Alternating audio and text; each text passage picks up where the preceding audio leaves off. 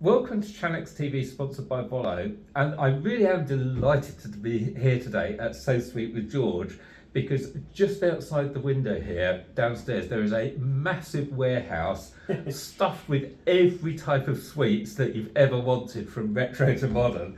But welcome, George. How are you? I'm very well, thank you, Chris. How are you? I'm great, and thanks so much for inviting us down to your warehouse. I've been wanting to come for ages and may not be going back with an empty car. Absolutely not. It's a pleasure to have you here as well. Tell us, for those that don't know SoSweet, just tell us a bit about the business, because you've got a dozen or so stores now, and you've got your website, and you've got TikTok. Tell us about the business and how it's grown over the last year. Yeah, so very fitting time, because we actually turned 10 years old as a business last week, which is very exciting. We started as a brick and mortar stores business based in the southwest of England, in some small towns in and around North Devon, and then we've grown over many years down into Cornwall, across the Somerset and into Dorset. We now operate 13 physical retail stores, but we also sell a lot through TikTok Shop, through our own website and our own mobile app as well, and looking to expand into other sales channels as quickly as we can. So this is exciting, because everyone's saying the high street's in trouble, and some have been saying the high street is dead, and yet you're still opening stores with plans to open more. How are you doing it? What are you doing that other retailers perhaps aren't doing? Yeah, well, or is it just because everyone wants sweets? Well, I think that definitely plays a part of it. We're through the mouth, so obviously, the products that we're selling are consumed and then have to be repurchased. And we're in the treat trade as well, so no matter how bad the economy is, the public still finds money for a treat, whether that is alcohol if you enjoy a drink, an ice cream for the kids, or some sweets, or some sort of treat. So we find that that consumers still come back and spend, albeit they may spend a little bit less money depending on the kind of state of the economy. But I would say the overnight success, if you like, of SoSweet is 15-20 years in the making. We're a family-run business. I'm in business with my parents. My dad has been in retail probably twice in my lifetime, and has run many retail businesses with multiple stores in the past. So it's took us 15 years to kind of get the model right, and the stores that we're opening now are so much better than our first stores that we've opened 10-15 years ago.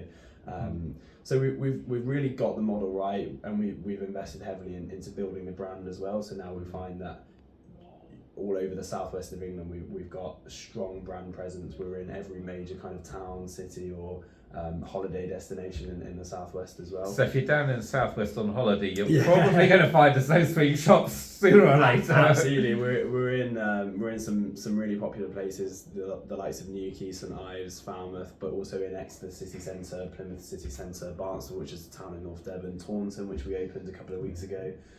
So yeah, we've very much got domination all over the southwest. So tell us about going online, and specifically TikTok. I'm going to be a bit mean today, heads up. I want to talk about your Black Friday on TikTok last year. Yes. Where I know you had some challenges. Yes, we did, yes. But for those people only just getting started on TikTok, I also want to find out what you've put in place to mitigate those challenges this year, and to make it a bit of a smoother experience. So absolutely. Tell us about getting started on TikTok and how Black Friday went. Yeah, absolutely. So we first joined TikTok when TikTok Shop wasn't actually a thing in the UK, and we simply used it as most people and businesses do. Driving traffic to the Drive website. traffic to a website, but it was still an entertainment platform. There was still the fair share of dancing videos off the back of COVID. We managed then at the start of 2021, we kind of hit our niche right. We developed a style of content that was well received on the platform, which meant that we started gaining followers, and started going viral, which is everyone's goal on TikTok, which is really exciting. Initially just picking and packing people's orders on that they were placing on our website, which then just led to hundreds of people then every day just placing orders, commenting their order number on our TikTok. And for that, I've got to be clear, what you were doing is, if I placed an order, you'd actually video yourself packing my order. Yeah, that's right, yeah. And then I would probably repost that on TikTok, which would expand the reach. That's right, we would, yeah. So some days we were filming and posting like 40 or 50 videos a day, tagging as many people. We obviously couldn't do everyone's, but we were tagging as many people as we could. And then people were placing orders to then just get their video. Just to get a video from films. SoSweet. Yeah, but what it also did as well, there was, we carry thousands of SKUs, and we probably only actively market like the top 20 or 30%.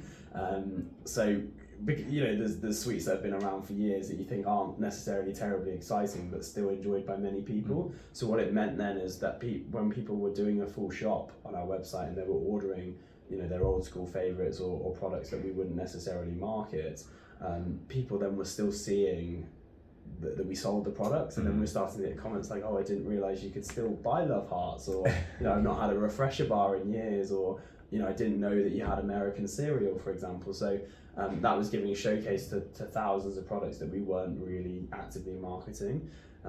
So we built our audience. And then Black Friday comes. Well, we launched on TikTok Shop first, but that's a different story. But Black Friday previously, in 2023, was our biggest ever Black Friday, our biggest ever month in sales. And during the Black Friday period, it was a 10-day period for us. We generated more in sales than we'd had done in our previous best month across all this online is channels. Effectively a third of a month, just over a week. Yeah, very much so. So key figures that I've got written down in front of me, it was a 10-day period. We generated over 25,000 orders across 3 channels, which were TikTok Shop, Shopify, which is our website, and then TapCart, which is our mobile app as well, which equated to well over £300,000 in sales. So this is 2,500 orders a day. Yes, in effect, yeah. How did the warehouse cope? How do you even pick that many orders? I think in short it didn't, but we got it done. But what made it even worse is it was very exponential. So the first day of the Black Friday period, the Monday, I think we did about 800 to 900 orders. On Black Friday itself, it was upwards of 4,000. So it really did peak in the middle, and then it made the backlog even worse. I think at one point we had a backlog of over 10,000 orders, which took some managing. It did, yeah. Some of them, lots of extra hours, lots of weekend shifts. And we were still packing some of our Black Friday orders after the morning after our Christmas party, which was fun for a few of us. So, for people on TikTok now that their first Black Friday is coming, yes, what have you done to mitigate and be able to manage better this year? If you get hopefully you'll get more than 25,000 orders this year, it'll be even bigger, but how are you going to actually get those orders picked and out the door? So I think one of our biggest challenges last year is that we were not optimizing the warehouse. We were still pen and paper picking, remembering where things were. We had a slow workflow, so we couldn't really get into a groove of picking orders quickly and dispatching orders. Now we can dispatch 1,500 orders on a Monday without a problem. And one of the main changes we've done is the introduction of a warehouse management system called People Boxes. I'm going to give them the plug, which has really revolutionised our warehouse operation. So the warehouse management system. Yeah. I've got a vague idea of what it is. You have barcodes on the shelves, you have a scanner, but what does it actually physically mean for your pickers? And does it mean you can bring people in from outside now and they can just go pick without necessarily having to remember where everything is? Absolutely, yeah. So as a brief overview, we have all of our sales channels as a top line. They then come through a middleware. And we actually had a bespoke TikTok shop integration built for us from a company called Utordo, which again has been fantastic for us. So then every order, regardless of what channel it comes from, whether it's TikTok Shop, Shopify, our wholesale website, our retail stores distribution website, any other channels that we may have, it doesn't matter to the warehouse because everything is all mapped out. All the picker does is just goes onto their scanner, selects the action that they're going to pick. It takes them around the warehouse the fastest route. All of the items are picked and scanned to make sure that we're picking the right items, and then it's just processed at the dispatch desk. So it doesn't matter where it's going, who it's for. It's picked in the timely manner. If it's next day, it's going to be prioritised. If it's click and collect, it's going to be prioritised even more because we want people to be able to collect within the hour. If it's standard delivery, it's still going to go out on time. Everything is then automated. Tracking is updated across the sales channels, and then customers are notified that their order has been dispatched. And quite literally, it doesn't really matter to the picker what they're picking, who it's for, or what delivery method it's going out on, as long as they pick it accurately.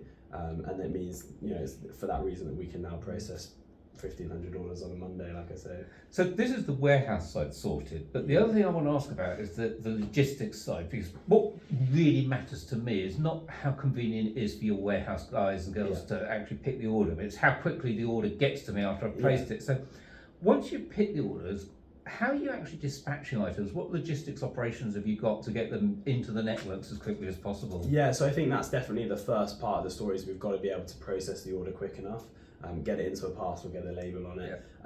We've now since moved to a Royal Mail high volume label service so that we're getting direct collections from our warehouse straight into a delivery hub with tracked 48 and tracked 24 services. So we're confident that any orders that are dispatched, as long as it leaves us by 10 o'clock, 10 p.m. one evening, that if it's track 24, it's going to be delivered the next day, and we're confident that that is happening.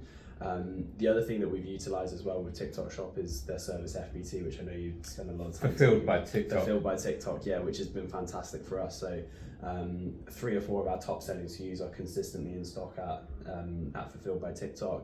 Last year we started to utilise it for some campaign specific products, i.e. some hero products that we created for Black Friday, but we just didn't utilise it enough. We've now learned the lesson, and with the recent spring sale campaign period, we had similar hero products that we started preparing earlier, got into stock at FBT earlier, started building hype for earlier. We sold exactly what we wanted to sell at the right times, and there was practically 0 issues with delivery, which really took the strain off our customer services. I think our whole marketing team of 4 was doing customer services for about 3 weeks after the Black Friday mayhem. And I think one of the big differences with TikTok compared to perhaps other channels is, yes, everyone expects to be busy at Black Friday, but with TikTok you can really go viral almost overnight and be hit with an unbelievable number of orders in a very short space of time. Yeah, absolutely. And this is part of the thing that caught us out, is we were prepared to the level that we thought we were going to reach. We knew we were going to get some support from TikTok, and we knew that there was going to be some virality. I think we experienced what we expected tenfold, which is fantastic because we wanted to continue selling, we could continue selling, we had the stock to continue selling, but we just didn't have the operations behind it. Had we had a bit of notice or realised actually we could be doing 25,000 orders in 10 days, then we most definitely would have been geared up weeks before. And I think we've got our first Black Friday planning meeting in a couple of weeks' time, so we're definitely not going to be. I think I should come back after Black Friday and see how you did this year. I think you should come down during Black Friday and come and see the madness. But I think there's kind of 3 big takeaways for me here. One is a robust WMS warehouse management system, which we're using PeopleVox. Yeah. 2 is get the dispatch into the whichever carrier you use as efficiently as possible, and you're directed to the Royal Mail hub. Yeah. And 3 is use Fulfilled by TikTok and make it their problem when you know you're going to have high volume. Yeah. And for those watching, I think I'm going to give a shout out for your top selling product on TikTok, which is 2 kilograms of sweets for a tenner. We've not even got any in the room, otherwise I'd be able to show you. Just go on TikTok and find SoSweet, and you'll find this. But they've got over 117,000 sales just on that one item. On that one SKU, and that is the power of TikTok, that just the huge volumes that can go through. Yeah, it's very exciting. We've very much engineered a viral product, and we see this imitated a lot, which is exciting to see. It's a compliment. So, apart from Black Friday, which I'm planning a meeting next week, what's next for SoSweet? What are your plans for the next year? So we're really going for like a really well-rounded approach when it comes to growing the business and the brand as well. We've already opened 1 store this year, which takes us up to a total of 13.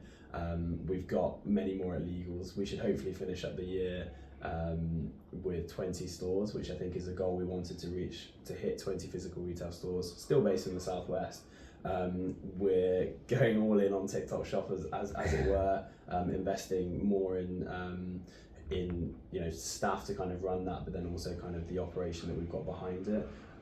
We're also starting to work with some other brands in our space as well, some other sweet brands that need some help on TikTok Shop, and we're very much we're well experienced operators, so there's opportunities for us to grow alongside of other brands, and then we're looking to launch as many kind of own brand products as we can, going direct to factories and and getting them to make products that we want to and launch into the marketplace. So very much growing the brand. Exciting year coming up. Yeah, then. growing the business as much as we can, but growing the brand as much as we can, not just online but offline as well.